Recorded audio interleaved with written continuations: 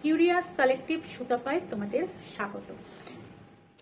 আচ্ছা, এতদিন পর্যন্ত বাস্তুতন্ত্রের ভারসাম্য বজায় রাখার ক্ষেত্রে সাপের ভূমিকার কথা উল্লেখযোগ্যভাবে জানি, কিন্তু একটা সাপ যে পরিবেশের এত বিষ শুষে নিতে পারে সেটা আমরা আজকে জানলাম। পরিবেশের বিষ কমাবে একটা ব্ল্যাক মাম্বা সাপ।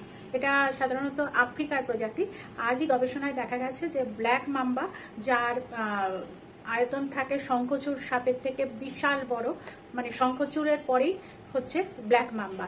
এটা আফ্রিকার ঘন জঙ্গলে দেখা যায়, কিন্তু ইদানিং তাদের আঁশের পরিবর্তন ঘটছে। বিজ্ঞানীরা মনে করছেন যে পরিবেশে সীসা, পারদ এবং কেডিয়াম এগুলো বৃদ্ধি পাওয়ার ফলে তারা যেসব জীবজন্তুকে মেরে খাচ্ছে তাদের ওই বিষক্রিয়া তার মুখে লেগে থাকে এবং মুখটা কালো হয়ে যাচ্ছে।